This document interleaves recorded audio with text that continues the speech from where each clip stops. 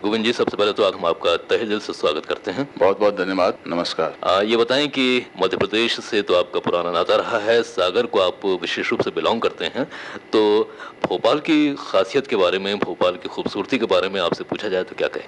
अभी इस बार जब मैं पहली बार भोपाल को इतना खूबसूरत पाया है कि ऐसा दिल किया कि मैं अपने जो बुढ़ापे के वर्ष हैं वो यहाँ बिताऊं। आप समझ सकते हैं कि मुझे कितना पसंद आया भोपाल। अच्छा गोविंद जी, फिल्मी दुनिया में कदम रखने से पहले जो आपकी लाइफ थी, आपका जो बचपन था, वो कैसा बीता और अतीत को जब आप याद करते हैं तो कैसा महसूस होता है? कुछ यादें हमारे श्रोताओं के साथ बांटना चाहेंगे? सागर में मैं 7वीं क्लास तक पढ़ा। उसके बाद फिर मैं दिल्ली आया। दिल्ली में बाकी पढ़ाई ग्रेजुएशन तक की और फिर दिल्ली में ही नेशनल स्कूल ऑफ ड्रामा में मैंने डिप्लोमा किया। फिर national school of drama repertory company में और 11 साल मैंने काम किया। खूब थिएटर किया, वो खूब जम के थिएटर किया, बहुत अच्छा थिएटर किया, बहुत अच्छे अच्छे लोगों के साथ थिएटर किया और तमाम हिंदुस्तान में मैंने उसके प्रदर्शन किए और हिंदुस्तान से बाहर भी प्रदर्शन किए, लंदन, जर्मनी, पोलैंड, और खूब अपने आप को परिपक्व बनाया, ऑन स्टेज, बैक स्टेज, हर तरह से अपने अभिनय को बहुत परिपक्व बनाया। और जब लगा कि हाँ, अब मैं हर तरह की परिस्थितियों में, हर तरह की परिस्थितियों का सामना करने में सक्षम हूँ, तो फिर मैं 90 में बॉम्बे आ गया। बॉम्बे की कहानी जानने से पहले हम आपसे ये पूछना चाहेंगे कि क्या आपको बचपन से ही ऐसा कुछ आपका रुझान था नाटकों के प्रति, थिएटर के प्रति और फिल्मों के प्रति कि आप एक अभिनेता बनने की ख्वाहिश आपके मन में लिए हुए थे? मन में एक अभिनेता बनने की ख्वाहिश तो मेरे ख्याल से हर किसी बच्चे में होती है, क्योंकि वो पर्दे पर, बड़े बड़े पर्दे पर और छोटे पर्दे पर जिस तरह से ग्लैमर से भरा ये एक दुनिया देखती हैं, तो मेरे मन में भी था, लेकिन कभी ऐसा सोचा नहीं था कि मैं बहुत सीरियसली इसको, अभिनय को अपना एक करियर बना लूँगा। ये परिस्थिति जन एक अवसर मिला और मैं अभिनय में आ गया।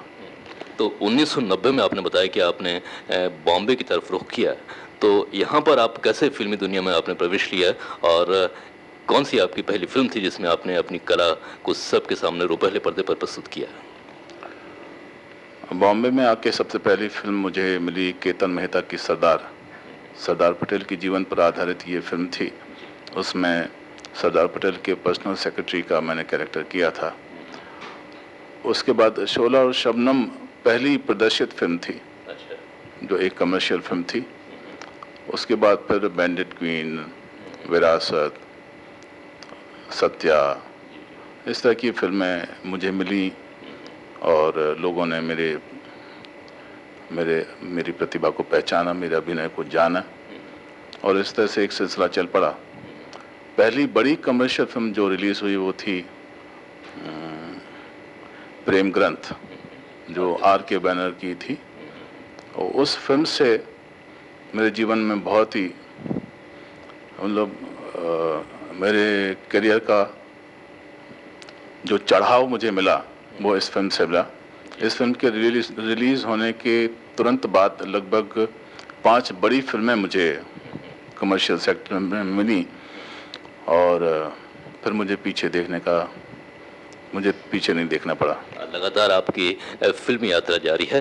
तो गोविंद जी, हर किसी के मन में ख्वाहिश होती है रुपहले पर्दे पर काम करने की और सबके सामने एक बेहतर मुकाम बनाने की। तो आपने बताया कि शुरू में आपने रंगमंच काफ़ी किया, नाटक काफ़ी किया और ख़ुद को परिपक्व किया, लेकिन फिल्मी की दुनिया जो होती है उसका एक अलग ही माहौल होता है, एक अलग ही उसका टच होता है, अलग एक ग्लैमर होता है। तो पहला शॉट जब आपने दिया तो आपके मन में कैसी अनुभूति हुई जो आप फिल्म के ज़रिए? सौभाग्य से मैं जब अपना पहला शॉट दे रहा था तो ये फिल्म थी सरदार पटेल, जो मैंने पहले ही बताया। इस फिल्म में तकरीबन 90% कलाकार वो थे जो थिएटर से जुड़े हुए थे। सो ऐसा कुछ अटपटा सा बिल्कुल नहीं था माहौल। माहौल बिल्कुल थिएटर का ही था, जिस माहौल से मैं बहुत अच्छी तरह से वाकिफ़ था। तो कुछ भी अटपटा या कुछ भी परेशानी पैदा करने वाला भाव नहीं था जब मैंने पहला शॉट दिया। तो अब तक आपने पंडित क्वीन की, विरासत की, प्रेम ग्रंथ में आपका एक बहुत ही सशक्त रोल था, हालांकि नकारात्मक था, लेकिन आपने बहुत ही खूबसूरती के साथ उसको जिया। तो इतनी भूमिकाएं आप कर चुके हैं, क्या अभी भी आपको और क्या ख्वाहिश है, आप क्या विशेष करना चाहते हैं? बहुत सारे चरित्र ऐसे दिमाग में रहे हैं, मेरे दिमाग में रहे हैं, जिनसे मैं बहुत प्रभावित रहा हूँ और बहुत ही उत्सुकता रही है कि इस तरह के चरित्रों को बहुत गहराई से जानूं, साइकोलॉजिकल लेवल पर उनको करीब से पहचानूं। ऐसे चरित्रों में जैसे हिटलर का एक चरित्र है, सद्दाम का एक चरित्र है, ऐसे कैरेक्टर्स जो जिनमें कला के प्रति भी बहुत रुझान रहा। वो जैसे हिटलर को हम अगर हिटलर की बात करें तो बहुत अच्छे वो पेंटर थे, कवि भी थे।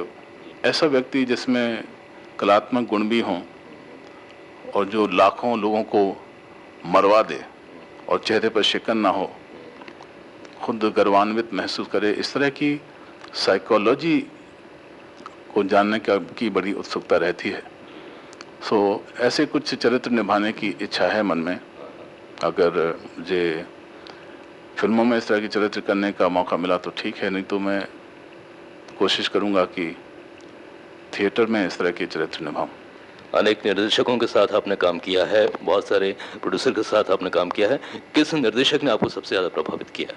मैं किसी एक निर्देशक का नाम लूँगा तो बाकी निर्देशक नाराज़ हो जाएंगे। नहीं, लेकिन कुछ एक हर निर्देशक का एक अपना तरीका होता है काम करने का। हर निर्देशक के काम में कोई ना कोई खूबी तो होती ही है। कुछ एक निर्देशक रहे हैं जिन्होंने अपनी प्रतिभा से बहुत लोगों को प्रभावित किया है, हमें भी किया है।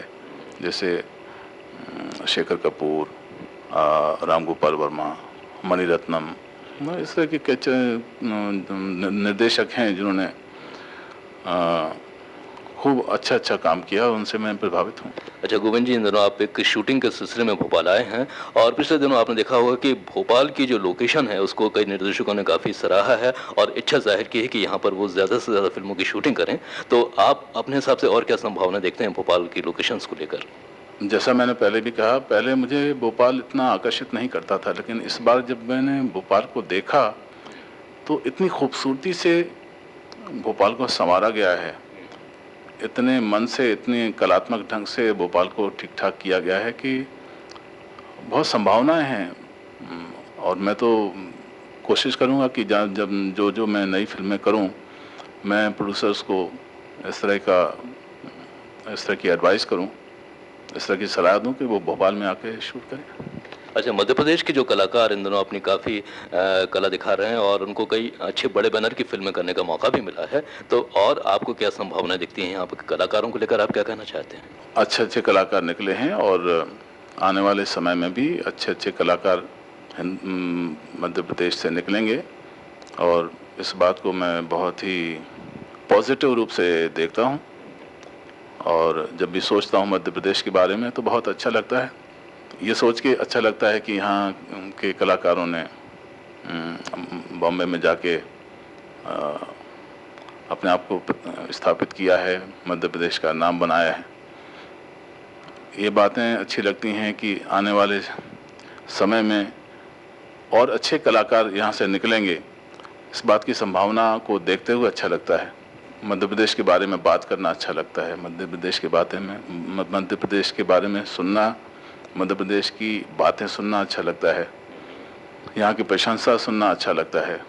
यहाँ की सड़कें अच्छी हो गई हैं, ये बात सुन के अच्छा लगता है, ये बात जान के अच्छा लगता है। मध्य प्रदेश प्रगति कर रहा है, मध्य प्रदेश विकास के पथ पर है, ये सोच के अच्छा लगता है, ये सुन के अच्छा लगता है, ये जान के अच्छा लगता है। अच्छा गोविंद जी, एक बात हमें जानना चाहेंगे कि फिल्मों के माध्यम से हमेशा जनमानस को एक संदेश दिया जाता रहा है और जितनी भी फिल्में बनती रही हैं, लेकिन वर्तमान में क्या परिवर्तन आप महसूस करते हैं फिल्मों को लेकर? क्या वे उस उद्देश्य को पूरा कर पा रही हैं जिसके लिए जनता प्रतीक्षा करती है, कुछ नया संदेश, कुछ पॉजिटिव सोच? हाँ, बिल्कुल। जिस तरह की फ़िल्में आ रही हैं, एक संदेश लेके बन रही हैं, एक अच्छी सोच को लेकर बन रही हैं। पिछला दशक जो गया है, उसमें कुछ 1 साल ऐसे गए हैं जहाँ हमको ऐसा महसूस होने लगा था कि अरे, फ़िल्में सिर्फ़ पैसा बटोरने के लिए बनाई जा रही हैं, पूरे मनोरंजन के लिए बनाई जा रही हैं। उनमें जैसे पहले फ़िल्म बना करती थी, उनमें एक संदेश भी होता था, एक अच्छी बातें भी होती थीं और पब्लिक को अच्छा उसका म्यूज़िक अच्छा लगता था, उसकी कहानी अच्छी लगती थी। मनोरंजन तो हुआ ही करता था, साथ में एक संदेश भी लेकर आती थी फिल्मों का असर हमारे नवयुवकों पर बहुत ही पड़ता है। उनके स्टार्स का एक आदर्श होते हैं स्टार्स, फिल्म स्टार्स जिस तरह की हरकतें करते हैं, आज का नवयुवक उस तरह की हरकतें करता है। तो पहले ये हुआ करता था कि मनोरंजन तो हुआ ही करता था, फिल्मों में संदेश भी हुआ करते थे। आज भी हम अगर पुरानी फिल्में देखें तो एक बार जो भी अच्छी फिल्में बनी हैं, एक बार बैठो तो उठने का मन नहीं करता, इतनी खूबसूरत, इतनी अच्छी फिल्म बनी है। अभी जब से ये मल्टीप्लेक्स की सुविधा सामने आई है, कि स्कोप सामने आया है, छोटी छोटी बहुत खूबसूरत फिल्में बनने लगी हैं। आपने देखा होगा भेजा फ्राई, पेज 3, इस तरह की फिल्में जिनमें एक सामाजिक मुद्दे को उठाया गया है और मनोरंजन भी दिया गया है। इस तरह का ये बदलाव बहुत स्वागत योग्य है और हमें इसका स्वागत करना चाहिए। अच्छा, आप फुर्सत के लम्हों की बात की जाए तो गोविंद नामदेव जी फुर्सत में क्या करते हैं? फुर्सत में मैं अपनी फैमिली के साथ होता हूँ। जो भी मेरे फुर्सत के क्षण होते, मैं अपने बच्चों के साथ होता हूँ, अपनी पत्नी के साथ होता हूँ, बच्चों के साथ खेलता हूँ, बच्चों की समस्याओं को समझता हूँ, उन समस्याओं को सुनता हूँ, उनको सुलझाता हूँ। मेरी 3 बेटियाँ हैं और उनको संगीत का बहुत शौक़ है और शास्त्रीय संगीत सीख भी रही हैं। तो जो मेरे फुर्सत के क्षण होते हैं, या तो मैं उनसे गाना सुन रहा होता हूँ, या उनके गाना सुन के उनको किस तरह से और आगे बढ़ना चाहिए इस बात की एनकरेजमेंट दे रहा होता हूँ, या फिर मैं अपने बच्चों के साथ, अपनी पत्नी के साथ घूमने निकला हुआ होता हूँ, खंडाला या महाबलेश्वर वगैरह। फुर्सत के क्षण मैं अपने बच्चों के साथ, अपनी पत्नी के साथ गुजारता हूँ। कुछ खास शौक़ आपके? घूमने फिरने का शौक़ है, नई नई चीज़ें देखने का शौक़ है। वो शौक़ मैं अपने बच्चों को और पत्नी के साथ पूरा करता हूँ। आकाशवाणी की महत्ता को लेकर आप क्या कहते हैं? बहुत महत्व है इसका, बहुत ही, इतना बड़ा स्कोप है, इतना बड़ा एक्सपोजर है आकाशवाणी, इतना सशक्त माध्यम है आकाशवाणी। अगर कोई संदेश देना हो, और सालों से, बचपन से सुनता आ रहा हूँ आकाशवाणी, और आकाशवाणी से बहुत ही मतलब आज भी मैं ये FM वगैरह मैं नहीं सुनता हूँ, मैं सिर्फ आकाशवाणी सुनता हूँ। आकाशवाणी सुनने में बहुत मधुर लगती है। जो भी गाने बजते हैं, उसका सुर, उसका जो प्रस्तुतिकरण है, इतना अच्छा लगता है कानों को, तो मुझे आकाशवाणी ही बहुत पसंद है। तो हम चाहेंगे कि जो नए कलाकार, चाहे वो थिएटर में आना चाह रहे हैं, चाहे फिल्म दुनिया की ओर रुख करना चाह रहे हैं, उनके लिए आपका क्या विशेष मैसेज होगा? बस मेरा संदेश ये है, जो इस फील्ड में आना चाहते हैं, अपने आप को पहले परिपक्व बनाएं, प्रॉपर ट्रेनिंग लें, अपने आप को जांचें परखें और मेहनत करके अपने आप को परिपक्व बना के उसके बाद फिर इस फील्ड में अपना भाग्य आजमाएं। हमसे बातचीत करने के लिए आपका बहुत बहुत शुक्रिया। शुक्रिया, धन्यवाद।